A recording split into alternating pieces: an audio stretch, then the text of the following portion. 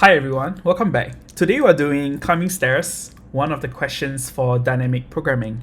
For this question, we're climbing a staircase and it takes n steps to reach the top. And each time we can climb either one step or two steps. And we have to figure out how many distinct ways we can find to reach the top. In this case, it's a little cryptic, so let's try to visualize this problem pictorially. So let's draw the test case for the first one. So in this case, we have two steps, n is equals to 2. So n equals to 2, and that means you need two levels to reach the top. So in this case, let's take 0 as the ground floor, and this is one step, and this is two step. So this is level 0, level 1, and level 2 over here. So in this case, according to the explanation, there are two ways to reach there. The first way is to take one step and then another step to level 2. The second way is to take one big step and go to level 2 directly. For the second example, let's take a look at this now. Okay, let's draw another staircase. The ground floor, one step, two steps, three steps, 0, 1, 2, 3. And over here, according to the explanation, we have three ways. The first way is to take one step to the first floor, another step to the second floor, and one final step to the third floor. The second way is to take one step to the first floor and take two steps to the third floor. And finally, the final way is to take two steps to the second floor and then take one step to the third floor. As you can see, it's starting to get a little convoluted and it's a little hard to visualize the problem. So one alternative way we can use to visualize this problem is to frame this problem as a graph problem, where if you are on a step, that step itself is a state. And we would try to visualize how many ways we can go from floor 0 to floor 3 in this case. So let's take a look using this example over here.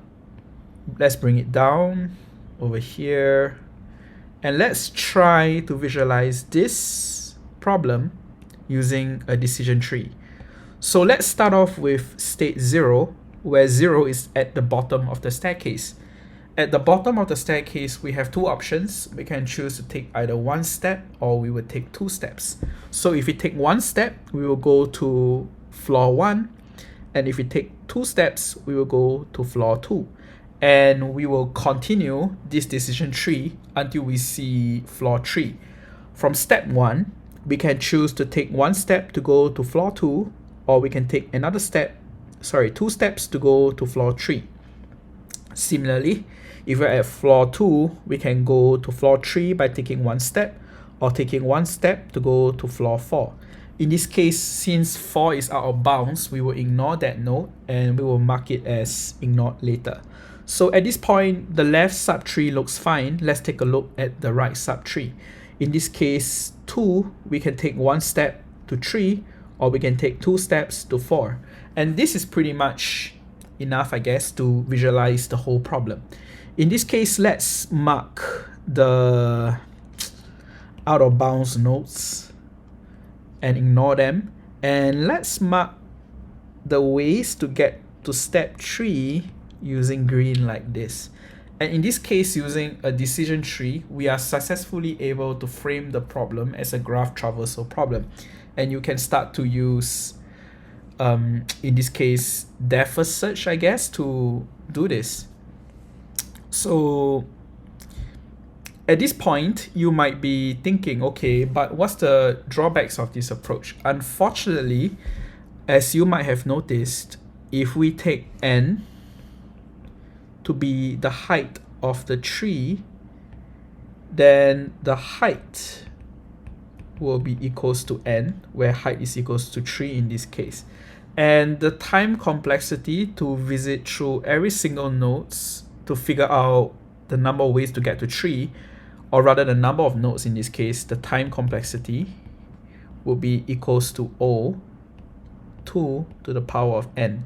And this is the worst case, average case. It will involve us visiting all 2 to the power of n nodes in this case. So this is very expensive. So one way we can do to reduce the computations we need for this is to somehow reuse the answers that we have in this graph to get the answers for other parts of the graph. For example, if we, as you might have noticed, we can see that there are subgraphs that are copies of each other over here. And to spell it out in human words, this subgraph here represents the number of ways to go from step 2 to step 3. And the solution of step 2 to step 3, number of ways to go from step 2 to step 3, is 1. In this case, since we have 1 tree over here, this would be reused in the other subgraph over here. And if you are using a depth first search traversal where you're visiting the left subtree first, you will end up with the answer over here. And you can cache this, and when you reach this subtree over here, you can reuse that cache, and effectively you have removed the need to evaluate this subgraph over here. You are saving computations by reusing the past smaller subproblem of moving or finding the number of ways to move from state 2 to state 3. So that's pretty much the essence of memoization. This whole process of reusing answers is memoization. And if we memorize this in this case, then effectively the graph that we will really visit is this graph over here.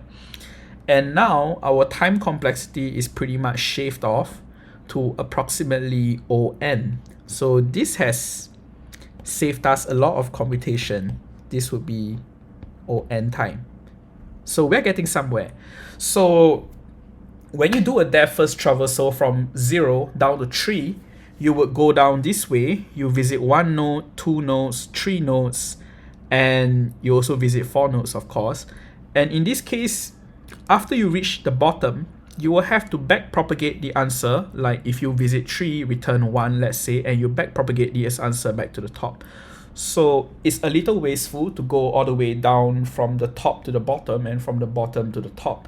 So if we know that to get the number of ways to go from step 0 to step 3, we need the smaller subproblem of going from number of ways to go from step 2 to step 3 and going from step 1 to step 3, then why not pre-calculate them first before you proceed to calculate the number of ways for step 0? In other words, why not visit this graph from the bottom instead? So do a bottom-up approach like this. Instead of getting the number of ways to go from step 0 to step 3, figure out the answers to go out, the number of ways to go from step 2 to step 3 first, and then step 1 to step 3, and then proceed to calculate that from step 0 to step 3. And this way, we are saving one full iteration from the top to the bottom. And this would be much more efficient. So, this ON by the way. So, in essence, if we try to reframe this graph over here, let's try to lasso this one and make this smaller in this case. How do I make this smaller? Okay, it's okay. Let's just continue, I guess. Let's carry on here. And let's try to frame this problem as a single array right now, where this is step 0, this is step 1, this is step 2, and this is step 3. So this is not you, sorry. So we start from 3. So as you see from the decision tree, if you're moving from step 3 upwards, then we'll be moving from right to left. So in this case, let's figure out the number of ways to go from step 3 to step 3 first. In this case, there's only one way to go from step 3 to step 3. You're just going to yourself, so that's one way. And in this case, to go from step 2 to step 3, there's only one jump. There's only one valid jump to go from step 2 to step 3, so the answer is 1 as well. And the number of ways to go from step 1 to step 3 would be the summation of the number of ways to go from step 2 to step 3 and from step 1 to step 3. So in this case, this is just pretty much 1 plus 1. So this gives us 2. And to go from 0 to 3, that is pretty much the summation of the number of ways to go from step 1 to step 3 and step 2 to step 3. You can either take one step from 0 to 1 and just reuse the solution of getting from step 1 to step 3, or you take 2 steps to go from 0 to 2 and you reuse the solution of going from number of ways of going from step 2 to step 3. So in this case, this is 3. And one other observation that you might notice is that when we talk about the cache, when you are calculating the answer for number of ways to go from step 1 to step 3, notice that we are using these past 2 solutions here. And similarly, if you are calculating the answer for 0 to 3, you are reusing the answer pretty much only the solutions from step 1 to step 3 and step 2 to step 3. What this means is we can pretty much keep track of 2 variables, and these 2 variables would just be the cache as you try to calculate the ways of going from one step towards like 3, I guess. So that's pretty much it for this solution. And one small little detail that you might notice is that the number of ways to climb stairs pretty much follows the pattern of Fibonacci numbers, where the Fibonacci number is a sequence of numbers where the solution is the sum of 2 numbers before it. So we can see that it's starting to look like a Fibonacci sequence. But that's just a small little detail, and that's pretty much it. Okay, now that we have the explanation down, let's try to implement it in Python. So if you're given these steps over here, where this represents the levels on the staircase, in this case we can see that the number of ways to go from 3 to 3 is 1, the number of ways to go from 2 to 3 is 1, and the number of ways to go from step 1 to step 3 would be the summation of the number of ways to go from step 2 to step 3 and the number of ways to go from step 3 to step 3. So let's try to define the caches that represent the number of ways to go from step 3 to step 3 and step 2 to step 3. So in this case, let's call these, let's first define the cache for this at the moment. So 2 steps up cache. Let's call this equals to 1, and this represents number of ways to go from n to n in the first iteration. We will be reusing this cache, and this pretty much represents the number of ways from 2 steps up to n. Yeah. So this number of ways to go from n minus 1 to n. So in this case, this will represent the number of ways to go from, let's say, 2 to 3 in this case, and similarly 1 step up cache, this would be equals to 1 as well. And the next step would be to traverse from right to left. As we discussed, we are moving up the state tree, and we are doing it in a bottom-up fashion. So we will be iterating from I in range n minus 1. And just to prove to you why this is n minus 1, in this case, notice that we'll be going through 2 iterations in this case. The first iteration will be to calculate the number of ways from step 1 to step 3, and we will just be reusing 1 step up cache and 2 step up cache, and we will sum them together, and that's the answer for going from step 1 to step 3. For the second and final iteration, we'll be using the solution of the number of ways to go from step 0 to step 3 would be the sum of number of ways to go from step 1 to step 3 and step 2 to step 3. So that's 2 iterations in this case. And 2 iterations for n equals to 3 is n minus 1. So that's pretty much why. So we'll be doing a couple of things. The first thing is we'll be updating 1 step up cache. And before we update 1 step up cache, we will be updating this into temp, because we will be using this temp to set it to 2 step up cache. So one step out cache in this case will be equals to itself plus two steps up cache.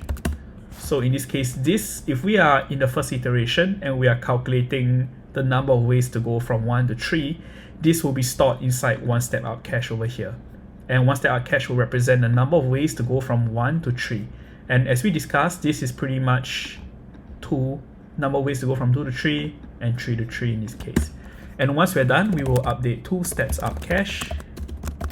Two step out cache will currently represent the number of ways to go from 2 to 3, and we will set it to the temp over here.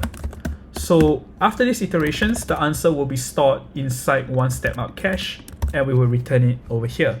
And that's pretty much the solution. Let's run this against the test cases, and let's submit this.